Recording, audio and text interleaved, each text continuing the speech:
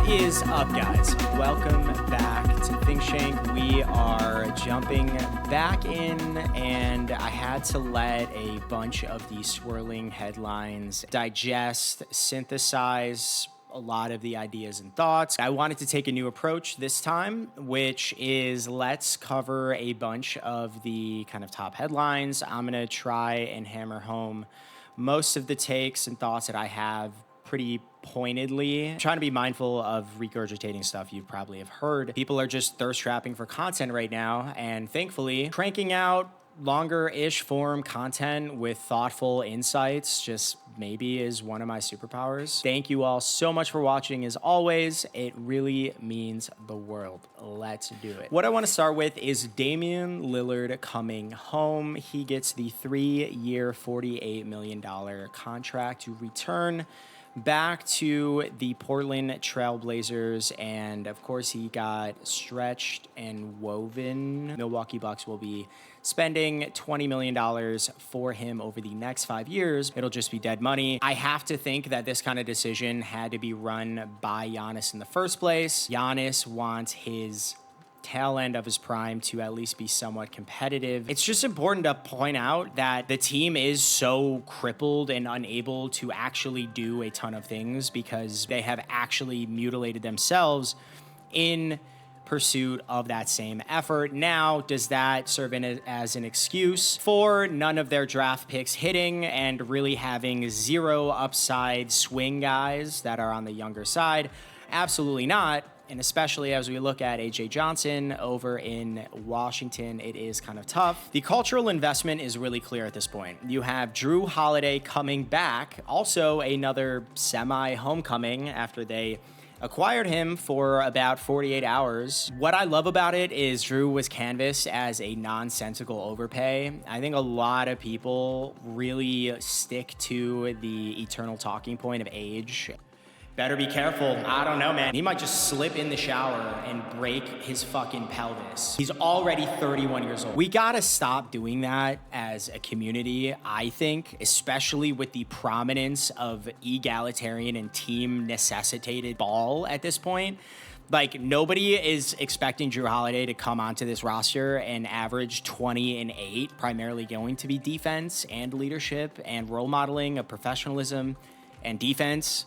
Did I say defense? Because it's a lot of defense. Clearly had their eyes on him, and they were fixated on him from the jump, gave him back to the Celtics for assets, and then still had that level of interest in him. Just have a clear fixation on their defensive identity and professionalism role modeling.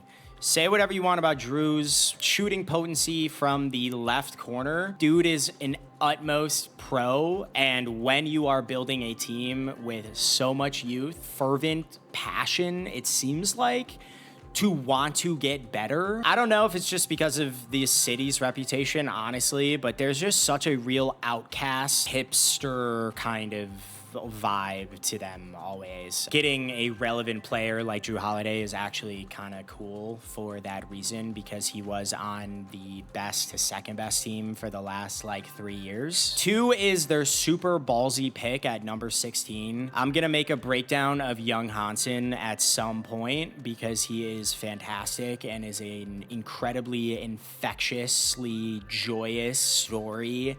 To have this kid come out of the depths of like the Chinese jungle, run shit from the jump, and is like directing traffic like he's Chris Paul in a 7'1", 250-pound, but only 20-year-old body. I know he can't speak English, or he just started learning English, like literally needs his interpreter with him all the time. He's like aggressively fucking like pointing, directing guys, like get the fuck away. Like I need the other guy to come up and take this DHO. And there's a million different things, roads you can go down with Yang Hansen, and I'm going to get there. Keep it around the Blazers here. It's really just another ballsy pick and another fixation on their identity. Nobody in really the entire community, I would reckon the entire landscape of the NBA expected them to make this pick at this stage. Sure, that level of unprovenness from a foreign-born player that not many people knew at all is going to carry some risk to it. That is sometimes what it takes to further build out or materialize the vision you have in mind. Seemingly, Portland is very fixated on skill, physicality, and size. They now have about 16 centers, well, actually 15 after buying out DeAndre Ayton. You have a passing, enormous big man that is way too smart for a 20-year-old player, foreign, American, or not. It does not matter, fluent in English or not. Fuck it, we're gonna get him in here right outside of the lottery. Do not care. I love the ballsiness, and again, another token to the level of investment in this culture and this identity. Damian Lillard himself. It is just going to be really valuable optically to have your most loyal and cherished and successful player of the franchise in the modern era come back to you after spending a couple seasons abroad, having his roots set in that deeply. It is a great place to live. It is a great place to raise a family, and yada, yada, great. The other thing is Dame tore his Achilles at 35 years old. They gave him a 3-year deal. Looking at age 30, Damian Lillard, I'm not saying he's going to retire as soon as it's over. I wouldn't be surprised if that happened. But you are going to lose him all of next year, but you are going to have him with the team, virtually assistant coaching, seemingly living out his dream of investing in this franchise. Really good reasons to come back. I just say that to say it's not like he left and then they got super fucking good all of a sudden, and then it's like kind of weird. Like, not at all. Like, this is like the beginning of the rocket ship ride, and I think that's awesome. It's just really cool that Dame is going to retire a Portland Trailblazer after all that he did and how long it took for him to even request a trade. And it's kind of sad in a way that he wanted to go to Miami, but this is kind of the storybook plot, because if Dame got his way to go to the Miami Heat when he did get traded, does he get the chance to come back to the Blazers and contribute to everything that they're building? Maybe not. Does he tear his Achilles? Maybe, maybe not. All of the right things for the small market franchise, both as a magnet for other players or draftees, also from the executive management front, because to me, it is the loudest statement we have seen or heard from a front office in terms of, this is the profile of guys we're after, this is what we're willing to forego in pursuit of that, and these are the kinds of role models that we want around the younger guys who are going to define this next iteration of the contending team. Bradley Beal's buyout. So this is really good for both sides here. A couple things that stuck out to me that, again, I haven't heard a ton of buzz about. The role he had in Phoenix was fucked from the jump. Number one, he came from the Washington Wizards, which in that era, I really like where they are now, but in that stretch with Beal, they were a meandering, inept franchise incapable of adequately building really anything, from an identity to a young core, like nothing. Bradley Beal just hadn't played with another superstar or superstar ego in forever, like literally since John Wall in 2017. Devin Booker and Kevin Durant are very much the opposite. Like, Devin Booker got to the finals with Chris Paul, had a bunch of role players, had a number one pick on his team, and DeAndre Ayton, who we'll get to, but he has clearly a very big personality. Kevin Durant, don't even need to talk about. Golden State, everywhere he goes, he just goes to super teams until now. But up until now, it's been nothing but superstar egos, etc. They were used to managing what that experience is kind of like. Bradley Beal had not. Relatedly, I just think his overall perception in the league ended up infiltrating what his role ended up being in Phoenix, where he was essentially the third wheel from the jump, such an easy scapegoat for a lot of the underwhelming success that they ended up accumulating. I could talk all day about Matt Ishbia's overconfidence, but incompetence in meaningful and effective NBA roster building, did not have a point guard, which led to Bradley Beal doing what he absolutely sucks ass at, which is handling the fucking ball, basically utilizing him more or less as an on-ball point guard, which is just leaning into areas that are not his strengths. So much so that I had to look this up, and I'm going to mention it because it is so appalling to me. Here are the percentile rankings of Bradley Beal every season in the turnovers per game metric category. 2017, 13th percentile. 2018, 6th. 2019, 5th. 2020, 2nd. 2021, 3rd. 2022, 2nd. 2023, 5th. 2024, 7th. And then 2025, 17th. And that's because his role was shifted so much and came off the bench. So the highest percentile he was at since 2017 in turnovers per game was the 7th percentile.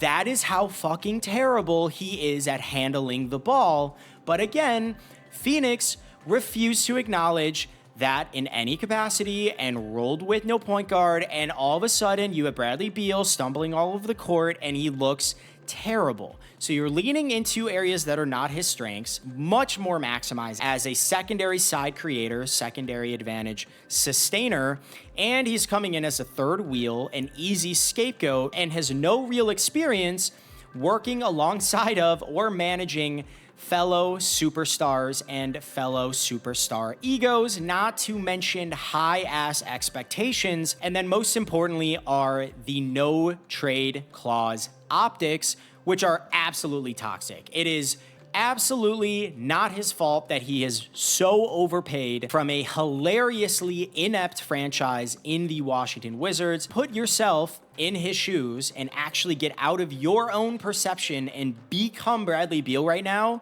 Yes, you're going to take the humongous bag. Yes, you're going to turn down terrible trade scenarios that are probably going to send you off into complete Azkaban from a franchise that clearly did not know how to build a roster in the first place and clearly is trying to do cleanup in the public relations department. So they're not going to have his best interests at heart. I'm sure that the trade proposals for him were probably atrocious, ultimately fed into his role being more and more sidelined and the optics becoming more and more like he was the reason this team failed. I don't buy any of that. I truly believe that the crux of this team was that they did not invest in table setting.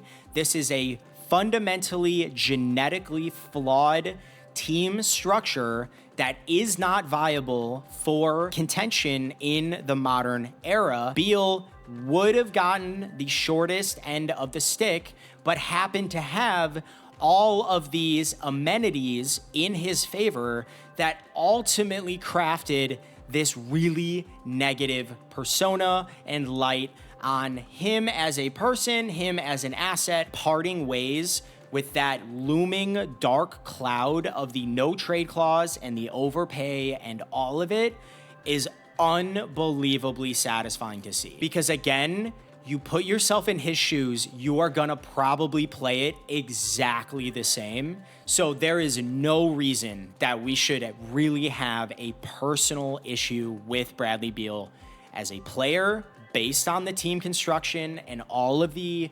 extracurriculars that came in with the new experience for him on Phoenix that didn't know what it was doing. He gets a fresh start with the Los Angeles Clippers, a team that had really made a very loud statement of its own identity and investments last season. Yes, they ended up losing to the Denver Nuggets. They are an incredible team. Yes, they only had a coach that was there for 3 regular season games. They have the best player in the world. They forced a game 7 and then they collapsed. Based on how much turnover this team had, shipping out Paul George, riding out James Harden, I almost treat that run quote by the Clippers as their first real one with this group. And you'll notice they didn't really do a ton. Like, it's clear that this is the bulk of the body of this core and this contending group. Yes, they are effectively exchanging Bradley Beal for Norm Powell, but overall, when we come and think about who is closing playoff games, you're really looking at Bradley Beal being the biggest difference. He is going to be playing to his fucking strengths on this team as either a backup point guard on-ball creator against weaker, presumably, defenses, or two, he's going to be closing games with one of the best table-setting guards of this fucking era in James Harden, as well as the gravity of one of the best isolation scorers also of the era in Kawhi Leonard. This is exactly where you want Bradley Beal to be. Off-ball, secondary creator, tertiary scorer. He's going to be fantastic in this role. Everybody talks about his actual shooting numbers last year, which were actually really, really solid. 39% from three, only 5 attempts per game. Would like that to go up. I should have looked at what Norm Powell was at, but I'm sure it was higher than that. 39% on a Phoenix team that, again, just did not believe in point guards is kind of not that bad. Overall true shooting, a touch under 60%. Of course, the defense is going to get all of the attention. I just really am of the school of thought that one, defense in general can uptick way more than we give credit for when the stakes are higher. I do think a significant amount of necessary ingredients for effective defense simply comes from effort and stakes and all of that. Number two, he is going to a situation where the Clippers have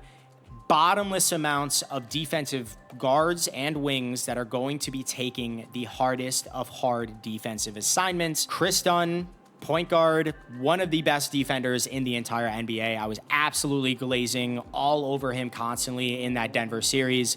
He was really, really fucking with Jokic. Jokic was so annoyed by that guy. Jones Jr., Kawhi Leonard, Brook Lopez, Nick Batum, and Ivica Zubac, who is no slouch either on defense. You just have a lot of options to come in and buoy or offset any of those defensive leakages. The Clippers also kept Bogdanovic, which, oh my God, if you watch him in the last playoffs, that dude is really, really regressing very quickly. It actually makes me really sad because I really liked his game in Atlanta. Part of me wants to point to the whole that guy was in Atlanta for so long and then comes over to this other situation. Obviously had a lot of expectations, playing with different egos again, I do think matters. Now he is not going to be leaned on as much. Bradley Beal is 31 years old. He is not breaking down. He has a lot of incentive to try and continue recouping his asset value, his reputation around the league. I have been ringing the fucking John Collins bell for over a year now. Is so similar to Obi Toppin to me in like speed, athleticism, some range, some great finishing, some open floor athleticism, can be small ball 5, that kind of thing. So I was really trying to reverse engineer the Pacers system and like who are these pieces and where can you find them, etc. John Collins was the closest proxy I could actually think of to Obi Toppin. Harden was really pushing for a more athletic kind of vertical spacing big guy. Brook can space the floor so well, is a great combination. I don't know how much I love the idea of Collins at the 4 with Zubac. Obviously, Zubac does not space at all. If there is a world where James Harden, Kawhi, all of these guys decide to try and lean into the Pacers model of pushing in transition, getting into sets earlier, it's not James Harden's forte to do that, but if they wanted to, in certain scenarios, even for backup minutes with Beal or whoever's handling, Collins is Obi Toppin. Like, get that guy the fucking ball as soon as you get scored on or whatever it is.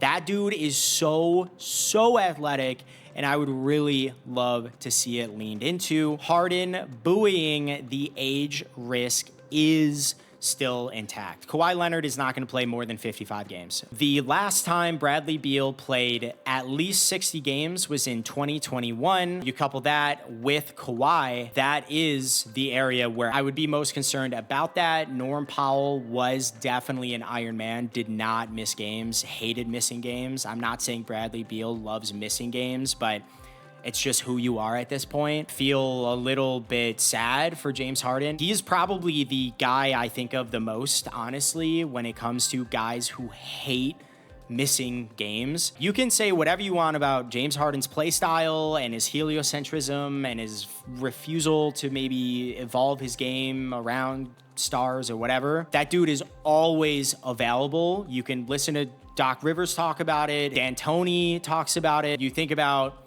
Embiid, Kawhi, Kyrie, and Kevin Durant back in Brooklyn. Like, he decides to team up with superstars that just can't stay healthy. Mind you, Norm Powell was a qualified all-star last year, I would say. Like, all-star is, of course, a fan voting thing, and so it's a lot of a popularity contest. Averaged like 22 points on 42% from three last year. That needed to happen for the Clippers to really succeed in the regular season.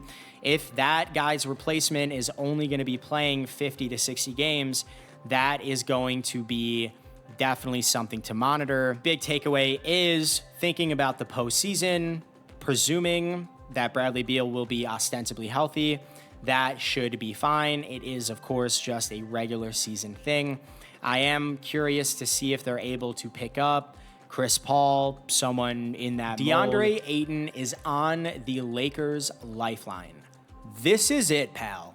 This is your last chance to not be a minimum guy for the rest of your career, whatever and however long that looks like. This is why I think he is going to have a supremely epic comeback year, because he fucking has to. The humility of getting bought out by a small market that is pivoting before your and all of our very eyes towards a 7'1" dude who doesn't even speak English and is 20 years old instead of rolling with you. And they are in the development stage that they are, meaning they just don't want your attitude around whatever it is that they're building. They are paying to get you to leave it. That is a huge dagger to your value around the league. Secondly, you have made it clear that you care deeply about reputation, optics, and monetary outcomes for yourself, bragging about being a max player and clearly riding out this number one pick thing despite the team level outcomes all around you.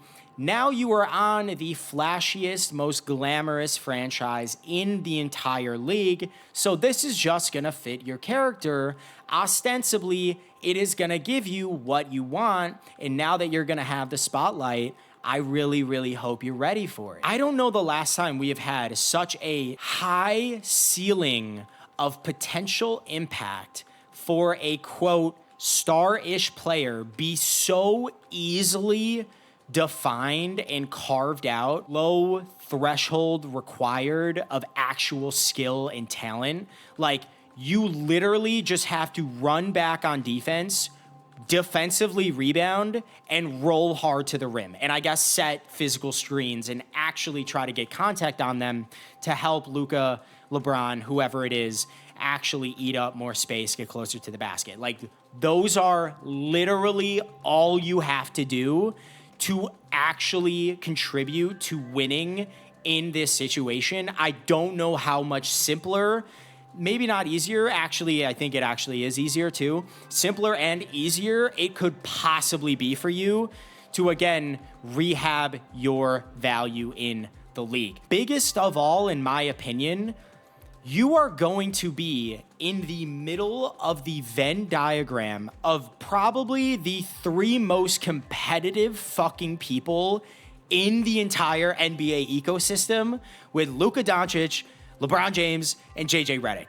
These three men are psychotic people, and I just think that they are going to eat you alive for, again, not delivering on the cleanest cookie cutter presented role of high upside for impact on meaningful strides towards winning and all of the concerns and baggage around you. It is so easy for you to do right here, and I genuinely think for all of these reasons, he is going to make good. The LeBron James, Rich Paul drama with the Lakers and Pelinka and like the new ownership group that just bought controlling stake from the Buss family, all of the media games. I just want to give my 2 cents on that. This is the most red-handed contradiction of his entire career. Protruding ring culture is poison and toxic, and then I'm going to opt into my $50+ million contract, but then I'm going to make these aggressive statements and condemning my own front office to build around me right now while I'm here, but I'm also going to take a fuckload of money in an environment that is increasingly harsh on overspending teams that also, has a 26-year-old top 4 player in the world right now with very, very few assets. On one hand, do you care about winning? You should have opted out and you could have taken any contract you want to go join the Nuggets, the Mavericks, the Knicks, like whatever you want to do, pal. You could have done it. Instead, you wanted the money. And then you proceeded to then think that you could eat your cake and then have it too by playing the same game that you always do, getting the 1+1, always getting the player option, and then leveraging the threat of walking in free agency to force your front office to make self-mutilating decisions in the short term to make you happy and help you contend. What is different now is you're not the best player on the team and you don't have any leverage because probably closer to a majority than a minority of meaningful decision makers and directors and governors inside of the Lakers franchise that would not be mad with you walking away from the franchise after this season. You decided to do this, and in a sense, you effectively crippled this team from effectively building around the focal point that it wants to in Luka Doncic. Speaking of Luka Doncic, what kind of a signal does this make to him as well as the broader team? It is very clear that doing your bidding would mean directly costing contention, opportunities and advantages and benefits for Luka Doncic. It is that simple and direct of a cause and effect relationship. If I'm Luka Doncic, I'm thinking to myself, if his end goal is to not get bought out, he is actively advocating for this new team of mine to essentially sandbag its best years of my prime for what? One more year for your last year in the NBA? How about fuck that? Not to mention, you had the choice to opt out of 52 mil and go do that anyway. I would be so fucking annoyed. Bad sign experience, the whole syndrome thing with like looking up to your mentors and them fucking shitting all over you. I'm sure Luka looked up to LeBron a shit ton, but now he's trying to basically sabotage. And then the ego death component of all this is just really the elephant in the room. It had to come eventually. Fact of the matter is, you're not the best player on your team for really the first time ever. Your classic model of leveraging your pending free agency to pressure them into catering to your every will, they could tolerate and might even want. So you don't have leverage. You're not used to not having leverage. You're very much not used to having to share the spotlight, and you're very not used to management siding and partnering closer with someone else on the team. There was that report that they told Luka about the new ownership change before LeBron or something, and I'm sure LeBron hated that. The new ownership group that is apparently willing to burn money at will, if we have learned anything from how they operate the Los Angeles Dodgers, where there is no salary cap. I could very well see a world where they buy out LeBron James and have it be the final farewell, fairy tale, like waving goodbye moments of the Buss family regime here.